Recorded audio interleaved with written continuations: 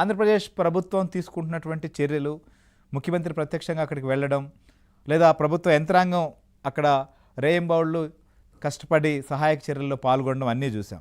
కానీ ఇవాళ జగన్మోహన్ రెడ్డి వచ్చి అసలు మొత్తం ఈ క్రాప్ సిస్టమ్ ఉండింది, మొత్తం నీరుగారు చేశారు, ఇన్పుట్ సబ్సిడీలు ఇచ్చే పరిస్థితి లేదు, గిట్టుబాటు ధర ఇచ్చే పరిస్థితి లేదు, రైతులు పూర్తిగా నష్టపోయినటువంటి పరిస్థితి ఏర్పడింది, రైతులను అడ్డు విరుస్తుంది ప్రభుత్వం అంటున్న పరిస్థితి. ఎట్లా చూడాలి? గతంలో ఈయన ముఖ్యమంత్రిగా ఉన్నప్పుడు ఎందుకు వెళ్ళాలి క్షేత్రస్థాయికి, సహాయక చర్యలకు ఇబ్బంది కలగవా అని చెప్పి ప్రశ్నించినటువంటి వారు ఇప్పుడు వెళ్ళలేదు కదా. ఈ రకంగా ఒక వీడియో కాన్ఫరెన్స్ కూడా నిర్వహించారు. ఎట్లా చూడాలి సార్ ఈ వీడియో కాన్ఫరెన్స్ని? ఇలాంటి సందర్భంలో ప్రతిపక్షాలు ఎవరైనా సరే ఎలా వ్యవహరించాలి, ఎలా వ్యవహరిస్తున్నారు? ఇది చాలా దురదృష్టకరమైన విషయం అండి. ఎందుకంటే ఆంధ్రప్రదేశ్లో ఏపీ ముఖ్యమంత్రి చంద్రబాబు నాయుడు గారు, డిప్యూటీ సీఎం పవన్ కళ్యాణ్ గారు, లోకేష్ గారు, ఇతర మంత్రులు, ఎమ్మెల్యేలు, ఆ పార్టీ ప్రభుత్వ యంత్రాంగం, ఆయా పార్టీల యంత్రాంగం అంతా కూడా ఎలా పనిచేశారో మనం రెండు కళ్ళతో చూసామండి. ఇక్కడ ముఖ్యమంత్రి గారు విదేశీ పర్యటనలో ఉన్నప్పుడే ఈ తుఫాను హెచ్చరిక, ఈ సూచన తెలిసిన వెంటనే అప్రమత్తం చేయడం మొదలుపెట్టాడు. ఆయన మానిటరింగ్ చేసి ఇక్కడ మ్యాక్సిమం ప్రాణ నష్టాన్ని, ఆస్తి నష్టాన్ని నివారించగలిగాడు. మ్యాక్సిమం అండి.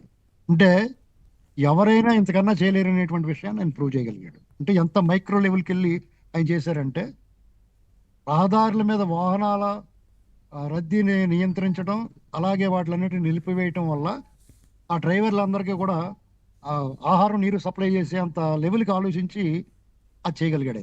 అలాగే గర్భిణీ స్త్రీలు 10 రోజుల్లోనో వారం రోజుల్లోనో డెలివరీ టైం ఇచ్చిన వాళ్ళకి ముందస్తుగానే హాస్పిటల్కి తీసుకెళ్ళి వాళ్ళని అక్కడ పెట్టారు. అంటే ఏదన్నా ఉపద్రవం వచ్చినప్పుడు తర్వాత గంతులేసి కంటే ముందే జాగ్రత్తలు తీసుకున్నాడు ఆయన. అలాగే కరెంటు స్తంభాలు కానీ, చెట్లు కానీ ఆ గాలికి పడిపోయిన వాటిని తెల్లవారేసరికి రిస్టోర్ చేసి పెట్టారండి.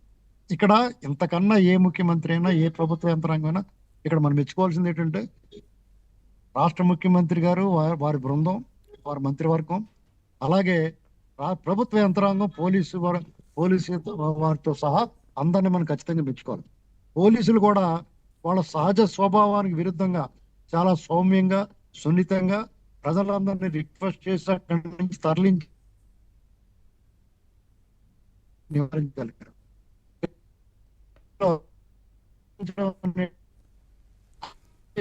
కాదండి. ఎందుకంటే ఇక్కడ భారీ వర్షాలు, పంట, అన్ని రకాల పంటలు, వాణిజ్య పంటలతో పాటు మన వరి చాలా పెద్ద దెబ్బలేదు గోదావరి డెల్టాల్లోనూ. దీని మీద ఆగమేఘాల మీద అంచనాలు పెంచాడు. అలాగే నష్ట నివారణ, వారందరూ పరిహారం కోసం ఒక అంచనా రావాలి అని రిలీజ్ చేయాలి. చాలా జాప్యంతో కూడిన సమస్య అయినా సరే నిన్నటి వాతావరణంలో చంద్రబాబు నాయుడు గారు పర్యటనకి వెళ్ళటం అనేటువంటిది సాహసోపేతమైన చర్య. అయినా సరే ఆయన రిస్క్ చేసి వెళ్ళాడు. ఆయన సెక్యూరిటీని విడిచిపెట్టి ఆ పొలాల్లోకి వెళ్ళి చూసి వచ్చాడు. ఇది జగన్మోహన్ రెడ్డి గారు ఇంతవరకు ఆయన ఆ విమర్శలు లేకుండా హుందాగా పెద్దగా వ్యవహరించుంటే బాగుండేది. ఎందుకంటే రాజకీయ వైరం వేరు, రాజకీయాలు వేరు. ఎన్నికల వరకు రాజకీయాలు చూసుకోవాలి, ఓడించాలని చూడాలి తప్ప ప్రత్యర్థిని ప్రతిదానికి విషం కక్కడం, విమర్శ చేయడం అనేటువంటిది ఆయనకి తెలియట్లేదు. ప్రజల సెంటిమెంట్ తో కూడిన సమస్య. ప్రజల కోసం ఎవరైతే కష్టపడుతున్నాడో, ప్రజలకి అప్రమత్తంగా ఉండి వాళ్ళ ఆపద నుంచి కాపాడడానికి ప్రయత్నం చేస్తున్న వాడిని మీరు విక్కిరిస్తే అది ఇంకా మైనస్ అవుతుంది. వాళ్ళకు గత అనుభవాల దృష్ట్యా గత సంవత్సరం అతను జరిగిన పరాభవము, పరాజయం నుంచి ఆయన ఏమీ నేర్చుకున్నట్లేదు. అసలు వాళ్ళలో పరివర్తన కానీ, పశ్చాత్తాపం కానీ లేదు. ఈ రకమైన అసత్య ప్రచారాలు చేసి ఏ రకంగా ముందుకెళ్ళాలి? ఎందుకంటే పోనీ ఆయన హయాంలో అయినా ఉద్ధరించాడంటే, అన్నమయ్య గేట్లు కొట్టుకుపోతే 13 రోజుల తర్వాత వచ్చాడు. రైలు యాక్సిడెంట్ జరిగితే ఏరియల్ వ్యూ చూశాడు. పరిహారం మాట అసెంబ్లీలో పంట ఇన్సూరెన్స్ గురించి అసెంబ్లీలో లేవనైతే అర్థార్థంగా ముగించి పెట్టుకుని ఈ రకంగా చంద్రబాబు నాయుడు గారి విషయంలో డిజాస్టర్ మేనేజ్మెంట్, క్రైసిస్ మేనేజ్మెంట్ లో ఈ దేశంలోనే నెంబర్ 1 అయింది. ఇలాంటి పరిస్థితుల్లో ఆయన్ని విమర్శించడం తగదండి. అయితే ఒకటి, ఇక్కడ చాలా మంది చంద్రబాబు నాయుడు గారి ఏర్పాట్లు కానీ, ముందస్తు చర్యలు కానీ ఆయన అప్రమత్తతను కానీ వెక్కిరించారు. అవును. ఇక్కడ తుఫాను అనుకున్నంత ప్రభావం చూపించలేదు కదా అనుకున్నారు. దానికి కారణం ఏంటంటే వీళ్ళు తీసుకున్న జాగ్రత్తల వల్ల ఎక్కడికక్కడ రిస్టోర్ అయిపోవటం వల్ల ఆ ప్రభావం కనిపించలేదు. వాళ్ళకి ఆశాభంగం. ఎందుకంటే ప్రాణ నష్టం సంభవించి మృతదేహాలుంటే వాళ్ళకి సంతోషం, ఆస్తి నష్టం సంభవించి ఆహాకారాలు చేస్తుంటే వాళ్ళకి ఆనందం. అక్కడికి వచ్చి వీళ్ళని విమర్శించాలి. ఆ అవకాశం చంద్రబాబు నాయుడు గారు ఇవ్వలేదు. ఇక వాళ్ళకి మిగిలిన ఆప్షన్ ఏంటంటే పంట నష్టం. పంట నష్టాన్ని ఎవ్వరూ ఆపలేరండి. ఎందుకంటే ఈ భారీ వర్షాలు మాకు ఒక ఆంధ్రప్రదేశ్కి సుదీర్ఘమైన తీర ప్రాంతము, నదులు, జీవనదులు ఉండడం వల్ల తప్పనిసరి పరిస్థితుల్లో ప్రతి సంవత్సరం ఈ తద్దినం ఉంటుందండి. దీన్ని భరించాల్సిందే.